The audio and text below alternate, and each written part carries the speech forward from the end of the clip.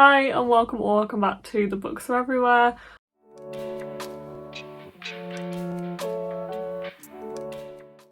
Welcome to my Paris vlog, hence my Disneyland Paris ears that I currently have on. I am going to go straight into just some footage from the week, which I will have a voiceover on top of, so this is just a quick introduction to say that me and Mark have just got back from Paris for our anniversary, our 4th anniversary, and we went to Paris, then to Disneyland, then back to Paris city centre. We stayed at Center Parcs while we were at Disneyland, which was amazing. I will tell you more about that as I go through the footage that you are about to see, but I just wanted to quickly introduce this vlog and we will go straight into the footage. So on Sunday we drove down to London to get the Eurostar from St Pancras station.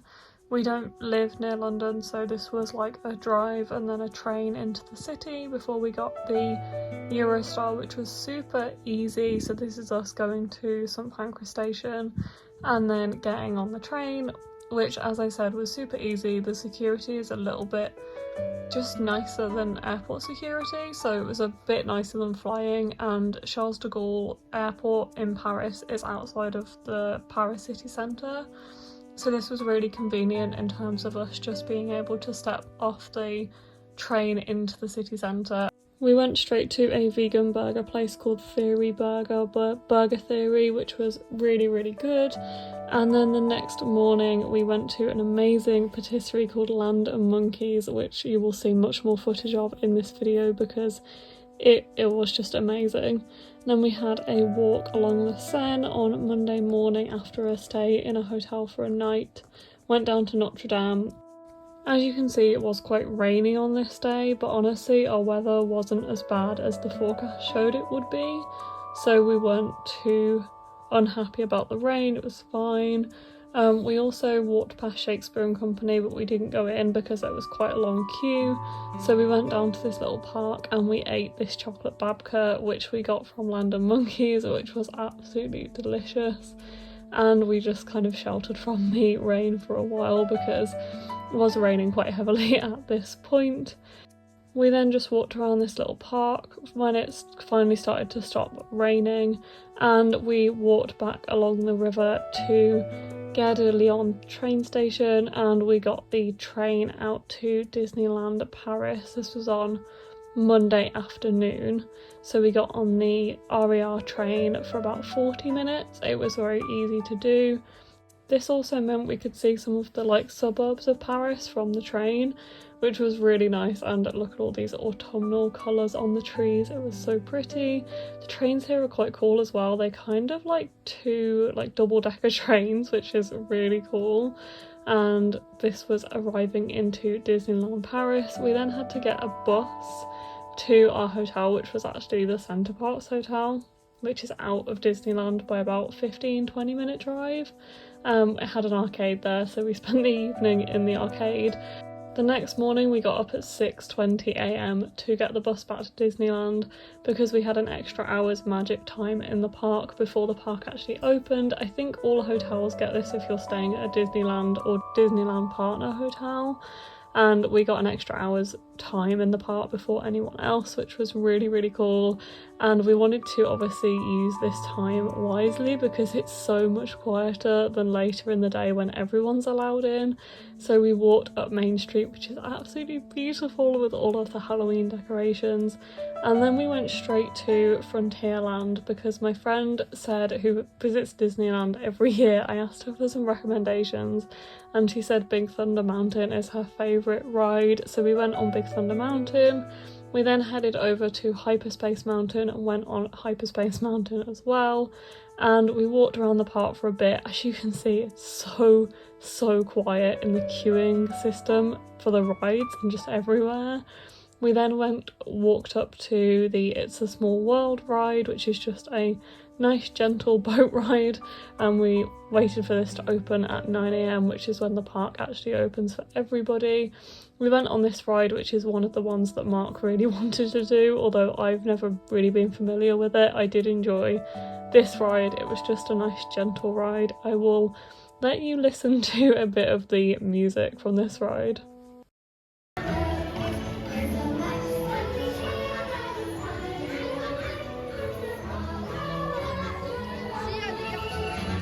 From here we walked back down to where Hyperspace Mountain is, and we went on the Star Tours ride, which is like a 3D kind of simulator. You put 3D glasses on and you sit in this box that kind of like shakes you around, and it's a bit of a different ride to like the roller coasters, but we went on that one.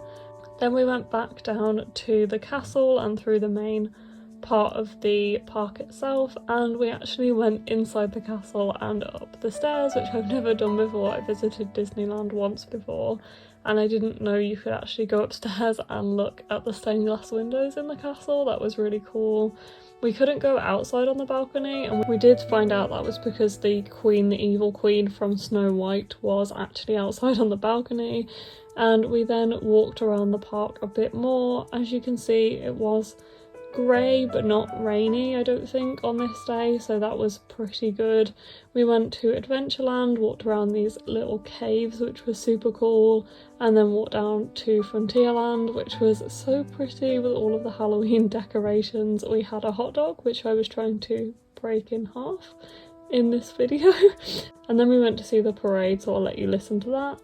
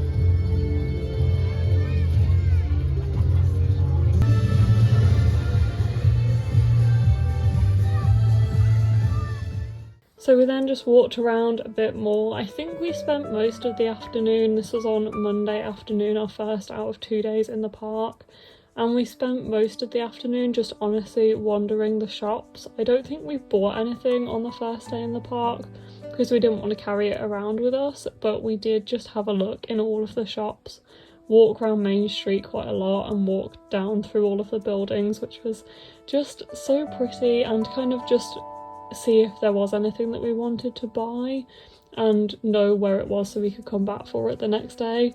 Look at all the beautiful Halloween decorations. Main Street's so pretty. We then saw the Halloween parade.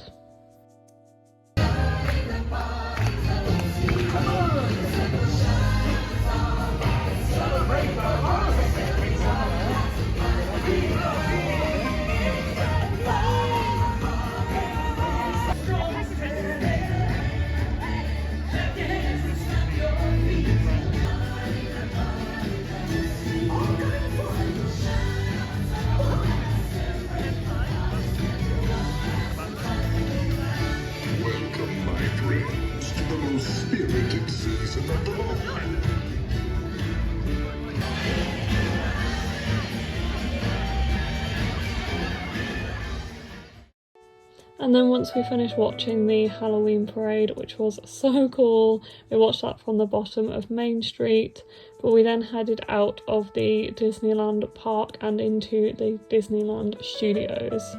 Last time I came to Disneyland Paris, I went to both the park and the studios, and it was very different. It was before the Avengers campus was set up, so it was, yeah, very different to how it is now. I don't really remember what it was like up in this part of the park where the Avengers campus is, but they do just have Avengers kind of wandering around, coming like out onto the top of buildings sometimes and performing, which was really cool. I don't think you can tell when this is going to happen.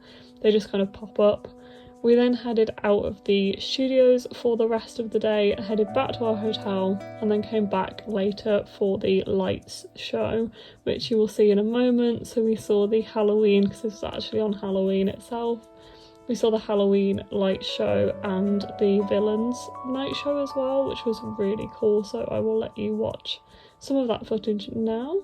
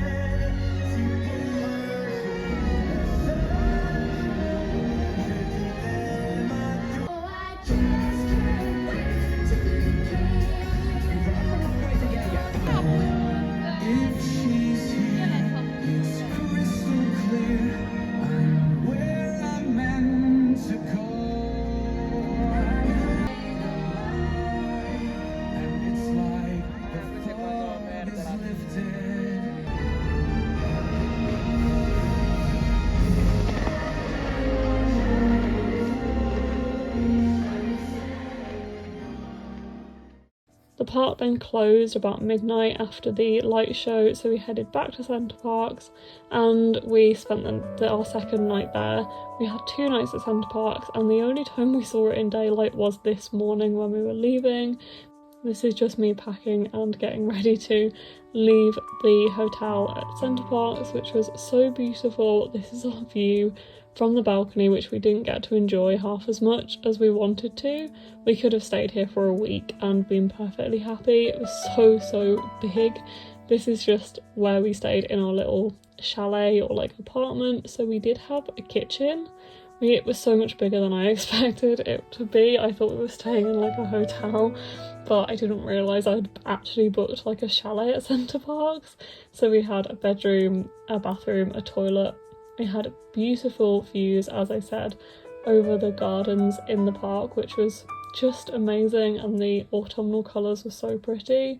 So this was the only chance we had to really walk around in the daylight, because we kept going out for the entire day. We arrived there in darkness, so we just strolled around Center Parcs for quite a while, seeing all of the gardens. There's like 5 different worlds at this Center Parcs. One of them is the Extraordinary Gardens, which we were overlooking in our chalet, which was super cool. So we walked around these gardens for a while. As you can see, it was just so pretty and so autumnal, and it was just absolutely lovely. We could have definitely stayed here for longer and just had more chilled out days in Center Parcs itself, because it was so beautiful, and we probably only saw about half of the park just walking around. There was so much that we didn't get a chance to see because we weren't staying there for very long. We only stayed there for 2 nights and we had 2 days in the park.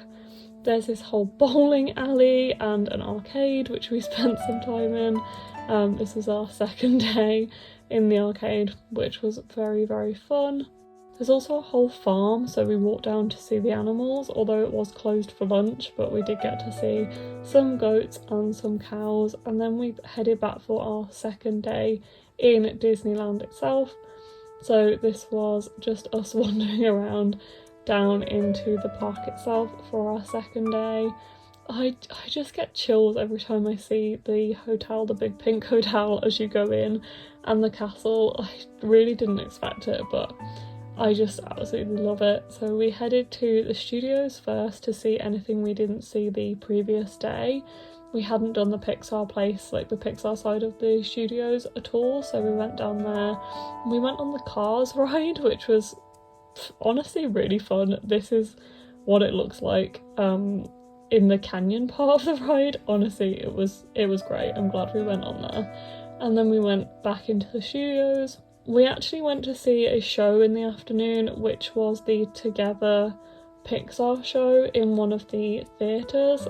This is Spider-Man on a roof in the Avengers campus part of the studios, which, as you do. But yeah, we went to one of the theatres to see the Together Pixar show. It was honestly just really lovely. It's like a musical kind of show with a band, but also with some recorded footage as well, and it was just really, really cool. I'm glad we went to see that. And we just went to wander around the studios before we said goodbye to the studios and headed into the main park. So this was our final look around the studios. As you can see, it was kind of getting dark here, so I think it was about 3:30, maybe 4 o'clock in the afternoon, and we did have a burger in the studios itself. Me and Mark are both vegan, so we honestly couldn't eat a lot at Disneyland. We had a burger at Annette's in the Disney Village, and we had like burgers and hot dogs in the park. Most places maybe had one thing on the menu that we could eat, but there wasn't really that much for us, to be honest. We then headed into the Disneyland park itself, and this is honestly my favourite time of day, I think, to actually just go and walk around the park. Obviously the magic hour you get in the morning is really, really nice, although we only utilised it on one of the mornings. But this like dusk, when it's just getting dark and all of the lights are coming on and you can really see all of the lights, this was just absolutely beautiful. I think it was my favourite time in the park, especially with all of the Halloween decorations as well. So this is just us doing a final kind of lap of the park before we leave. As you can see, it did get quite dark. I think we went inside for a bit somewhere. This is the teacup ride, which we didn't go on, but was so cute. And then we went for a final walk around Adventureland and Frontierland. Sadly, we didn't get on the riverboat cruise at all, but we did get to see the house from Pink Haunted Mansion, which was pretty cool, although I actually haven't seen that original film. I've seen the new one, but not the original. Then we saw the castle again at night, which was obviously so beautiful. We also found this bit underneath the castle where this dragon is, which we didn't know was there, but we tried to do as much exploring as we could, and then took one final walk down Main Street in the dark before we headed off from Disneyland Paris for this trip. It's just so pretty with all the Halloween decorations.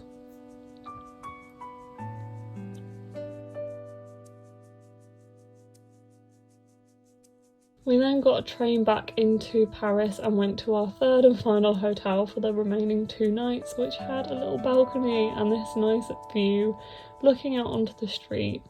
The next morning we went back to Land of Monkeys because it was just such an amazing patisserie and everything was vegan, which was honestly quite overwhelming. It was amazing to have somewhere like this where me and Mark could just eat anything we wanted, and it was just, look at this food. It was amazing. If you're ever in Paris, please go to Land of Monkeys. We then walked down the Seine. We did so much walking during this trip, honestly. It was crazy, but we then went to Shakespeare and Company, which is a world famous bookshop. They don't allow filming inside, but here is some shots of the outside, which is just, it's such a beautiful shop. I really enjoyed browsing it. Then walked down to the Rodin Museum. I'm very sorry for any of my pronunciations, but one of the things I wanted to do on this trip was to visit some of the artwork from Animal Crossing, so the artwork I've grown up seeing in my favourite game. I wanted to try and see some of it in person, which is why we went to this museum. I've never been to the Rodin before, but it was just a really nice small museum. I think it might be where he lived, I'm not 100% sure. But it was very pretty. We couldn't go out in the garden because of the wind, but you can see some of the views out of the window into the gardens. The gardens looked really nice, and it was nice to wander around the building while it was like raining as well and quite cold. It was really pretty in there. We managed to get a double ticket, so we got admission to the Rodin and the d'Orsay. So we then went back down to the d'Orsay, so we walked down there. This museum is massive, so we did only see a fraction because we saw the paintings and the statues that I wanted to see because of Animal Crossing in these museums, which was really nice. I love the model they have of the streets as well that you can like walk over. I think that's really cool. and there was a few other paintings that we did make an effort to go and see, like this one, which is so pretty, and also they have the massive like clocks and you can see them from the outside as well. The building is beautiful. It was dark by the time we went out of the D'Orsay and we walked down the Seine, and this is actually the only real view we had of the Eiffel Tower. We weren't bothered about going close to see it this time, so we got this view from across the river, which was from afar, but they do light it up at night and it was very pretty. We had sushi at this vegan sushi place, which was really, really good. We walked back to our hotel, so this is the next morning, which was our final morning in Paris.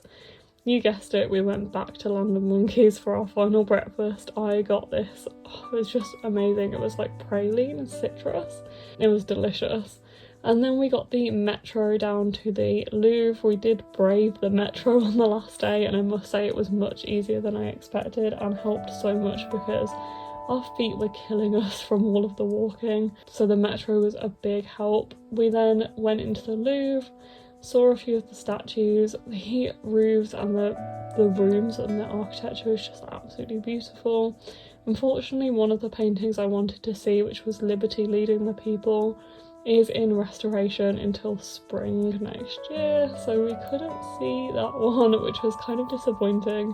But luckily we're not too far from Paris being in the UK, so we can hopefully go back at some point to tick that one off the list. But we saw a few other paintings and sculptures. We didn't have that much time before our Eurostar home, so we had to do a bit of a speed run of the museum, but we did get to see some really cool bits, and we saw the foundations of the building. We just stumbled into that room while we were looking for some of the Egyptian displays, but it was pretty cool to see. And then we headed out to get our Eurostar, so we got back on the metro, last view of Paris as we were leaving, and got the train home, which is about 2.5 hours. So I did some reading on the train. This is honestly where I did most of my reading for the week, if not all of the reading I did for the week. And we made it back home at about 7:30 in the evening, I think, back to St Pancras station, where they had put up a Christmas tree, a book Christmas tree, while we were away, where you can sit and listen to some snippets of books. That was really cool. We got our train back to where we'd parked the car for the week, and this is me just settling in back at home. Thank you for joining me on this journey. So I hope you enjoyed seeing all of that video that I took while we were away. We had an amazing time. It was just very, very tiring because we did so much walking and we only started using the metro on the last day because neither of us are big fans of the Paris metro. However, I have to say it was better than I expected. I feel like I've only used it very briefly before, never used it for a long period of time, but we did use it quite a lot on the last day and it was very, very helpful. But yeah, I really enjoyed our time in Paris. I feel like neither me or Mark see Paris as the like magical city of love that a lot of people see it as. Like it doesn't become magical at night to me or anything like that. I feel like a lot of people feel like it's one of the most amazing places in the world. This was my third time in Paris, and it's probably my best as well. Like I did definitely enjoy this and feel safest this time round, which I was with Mark, so that obviously helps.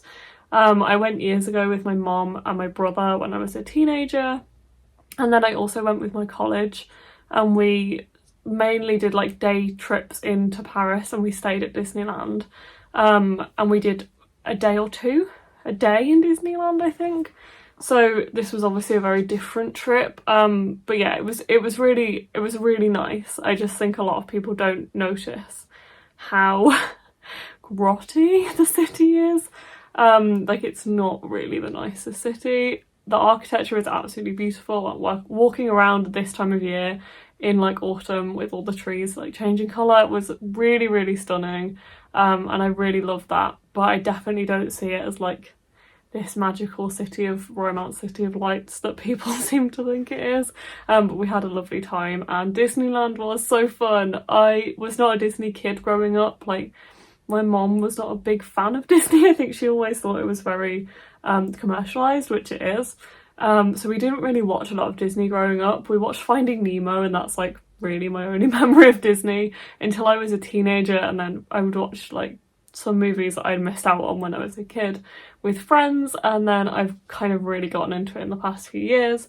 And I just, yeah, I love Disney, I love Pixar, and just going into Disneyland I get like chills, and I just don't expect it, and then I see like the pink hotel, the castle, and it's so beautiful, and seeing it for Halloween, oh, it's just amazing. Like, I feel like that elevated just walking around Disneyland so much.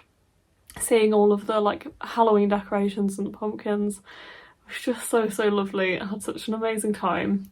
So yeah, and Mark bought me these ears.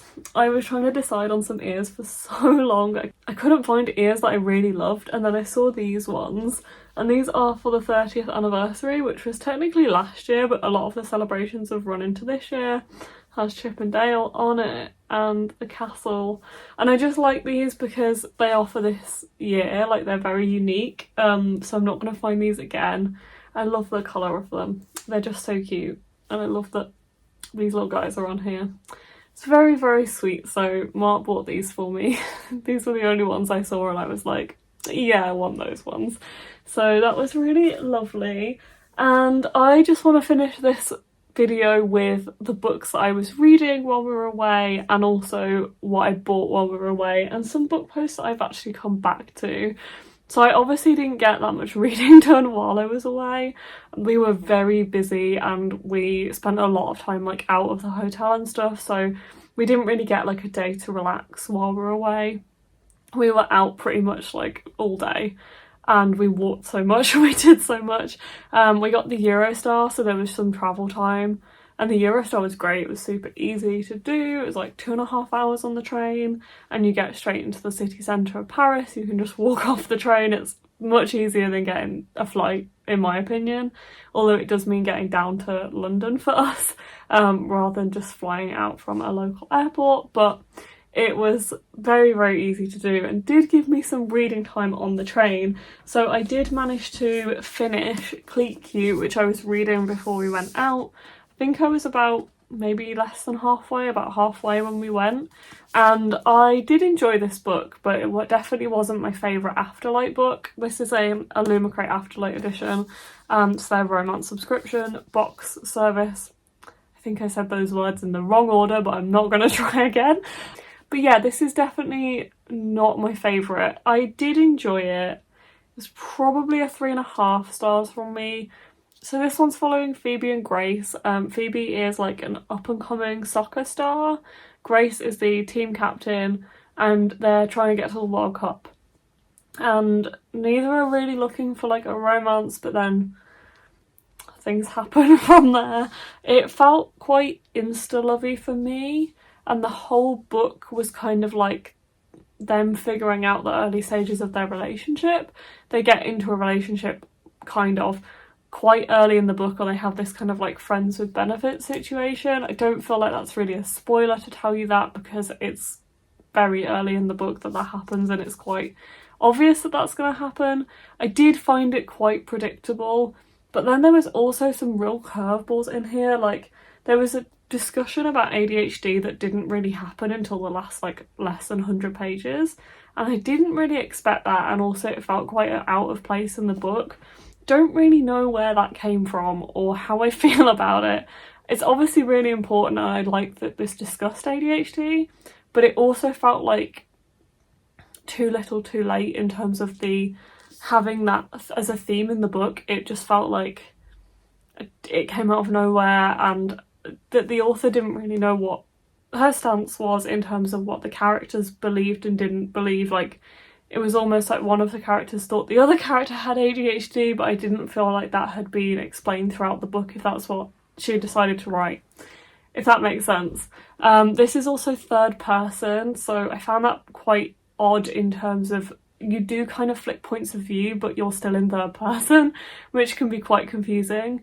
And there was also like use of the C word to describe female body part quite extensively, which didn't necessarily make me uncomfortable, but I just don't really like that word anyway.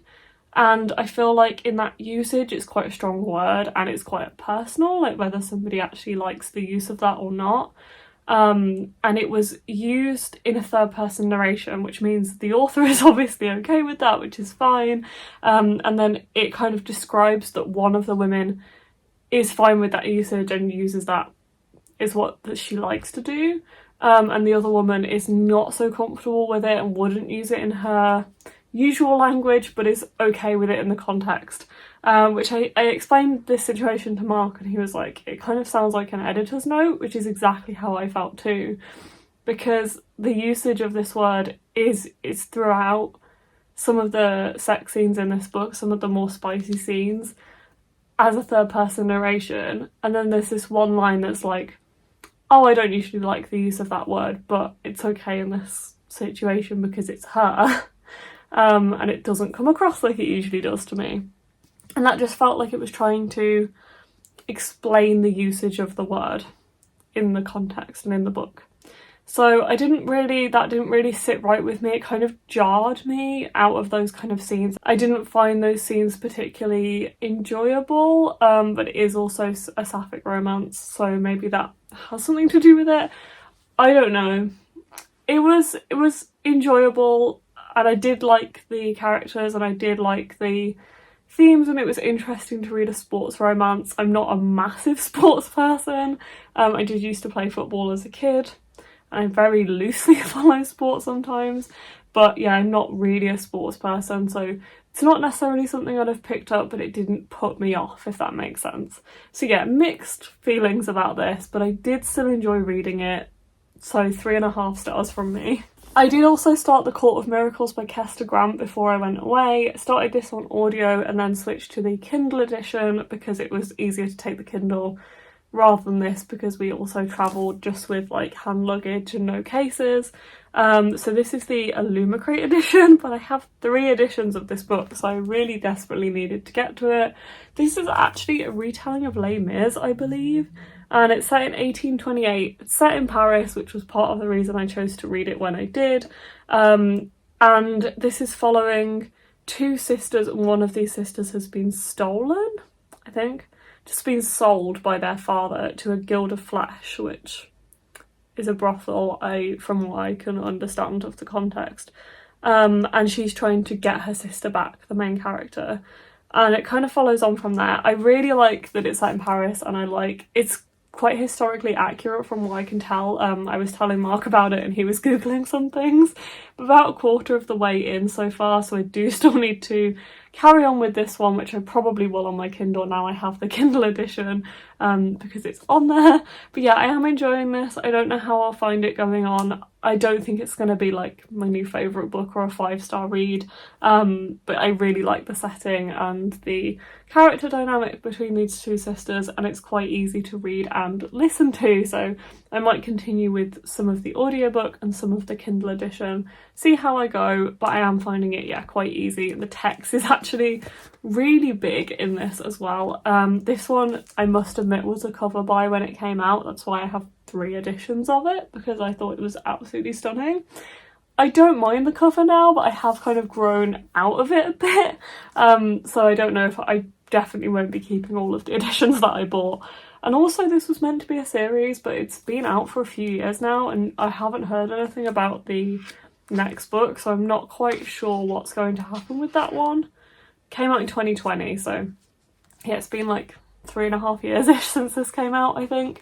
So we will see, but yeah, currently reading this one as well on my trip back.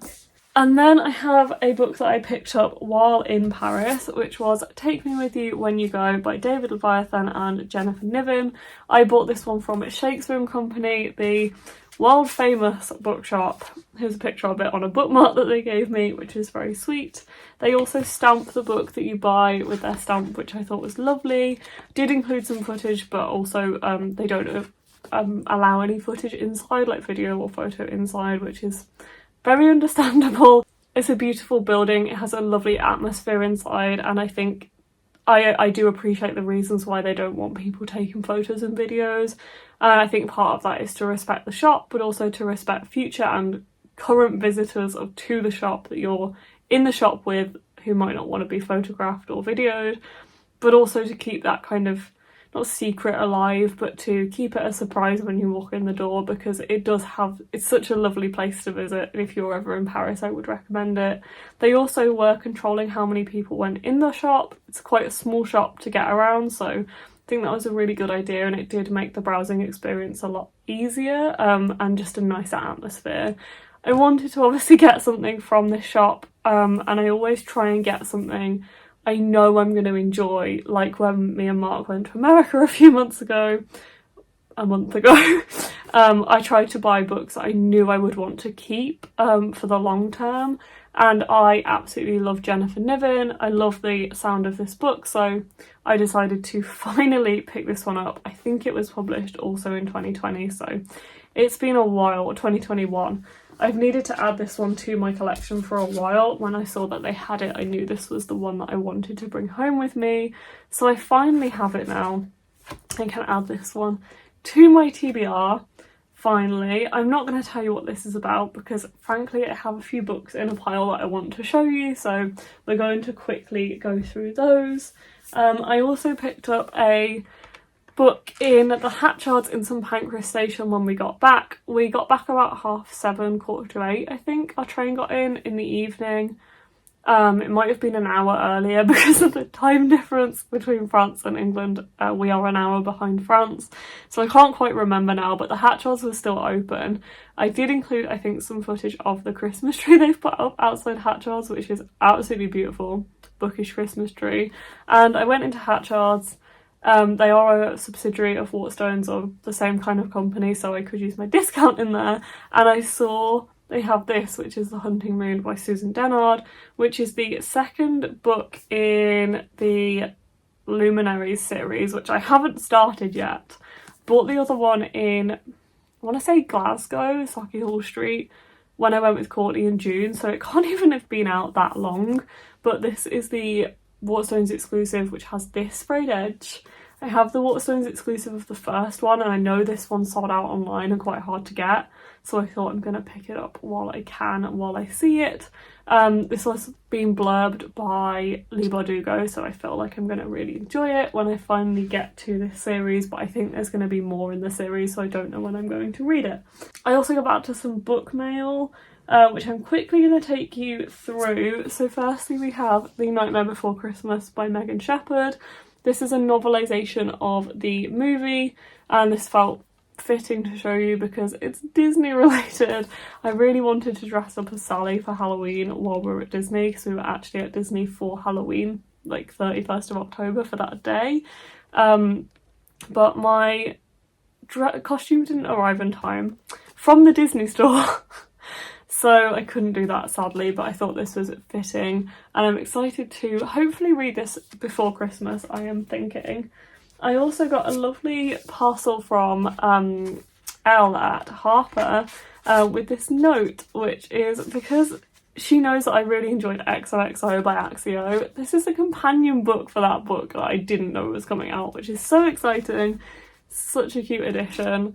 And yeah, she sent this to me without me even requesting it because she knew how much I enjoyed XOXO, which is so cute. I was so overwhelmed when this parcel arrived and I didn't expect it. It had this little note in it, which was so sweet. So yeah, very excited for this. It actually doesn't come out until February 2024 as well, so it's quite an advanced proof. I also got The Goodbye Cat by Hiro Arakawa. I believe this is Penguin, so thank you to Ree at Penguin Huddle for sending this my way. Alex was saying she really enjoyed The Travelling Cat Chronicles by this same author, and then it was quite sad, so to prepare myself when I go into this one, I believe this one's about a cat that wants to go with their owner into the afterlife. That's all I know about it. I expect it will be very emotional. I also got 12 Bones by Rosie Talbot, who I think is a bookseller. I think she's a Waterstones bookseller, if I'm remembering rightly. This is from Scholastic, so thank you to them for sending this my way. This is the sequel to another book I have not read yet, which is 16 Souls. I should really read these soon because it's that time of year and it's getting out of that time of year. I've heard really good things, and I've heard that this is like Heartstopper with ghosts, so what more could we ask for? I also have my copy of A Curse for True Love by Stephanie Garber. I got the paw print under the dust jacket, which is not the one I wanted, but it's fine. I wanted the fox one with the like, well, no, wolf. I think it's a wolf with their like headband on, but it's fine. I'll just look for it if I see any copies anywhere. But I know this is just going to be on my shelf anyway. Got a signed edition of this. I would like to actually reread the first two before I read this, because I didn't enjoy the second one that much, and I felt like it was because I hadn't been in the mindset of this series, so I think I should just reread all of them together, which is what I did for Caraval, I think. Yeah, I did, if I'm remembering rightly. So I think I should do that, but it's such a pretty cover. I definitely love this cover, is my favourite of all of them in the series, so yeah, I love it, and the colour scheme is just beautiful. I love the like teal on there as well. I also have two Illumicrate parcels to unbox for you. I believe that they are both just one-off purchases from the Illumicrate store that I've made. They seem to take a while to ship, so I can remember one of them and I can't remember the other one, so one of them's going to be a bit of a surprise, but I don't know which one I'm going to open first. So we will see what's in here. Okay, this is the one I do remember buying, and this is the Illumicrate edition of The Fragile Threads of Power by V. Schwab. And this is very pretty, but honestly the reason I got this is because I thought it would match my Dark Shade of Magic set. And it does not, because my Dark Shade of Magic set is like small hardbacks, which is what I was hoping this one would be. But it's very pretty all the same, and it has this lovely design on the sprayed edges. It has art under the dust jacket, no, on the end papers, and we will see what under the dust jacket looks like, because I actually don't know. Oh yeah, it's that, I remember now. It's very pretty. I am sad that it's not small like my others, and that I was wrong in the format of the hardback, but it's okay. Also has, oh, this dust jacket does match the Illumicrate dust jackets for Dark Shade of Magic, but I don't have those. I just have the normal hardbacks, I believe. Well, the like collector's edition hardbacks they did a while ago, so it won't actually match my dust jackets, but it doesn't matter too much. I am a bit disappointed about the size of this one, but it's okay. It's okay. I still have it to add to my V. Schwab collection, my ever-growing V. Schwab collection. This one feels a lot lighter, so I'm thinking it's a smaller hardback, like an Afterlight sized hardback, but I don't think this is my Afterlight book for the month. I have like vague memories of purchasing something else at some point from the Illumicrate store, and I just can't remember what it was or when it was coming out. So we'll find out together. Oh, this makes so much sense. This was a pre-order from quite a while ago. It's Iris Kelly Doesn't Date by Ashley Herring Blake, and it's the third book in the Delilah Green Doesn't Care series. I think that's what it's called. It is an Afterlight book, but it was a one-off purchase rather than an Afterlight subscription book. So I'm glad I have this one, because I have the first two. I've heard really good things, so I am expecting to really enjoy this, hopefully, this series. I think they're like companion books, and they follow different, because they have different names in the titles. So there's Delilah Green Doesn't Care. Can't remember the second one, but I remember it's pink. Astrid Parker Doesn't Fail, I think it's up there. I was just reading that from afar. And then this one, so I will start this at some point. At some point. I was going to say soon, but I won't promise. And then it has a digital signature and a quote. It says it's never too late to be yourself.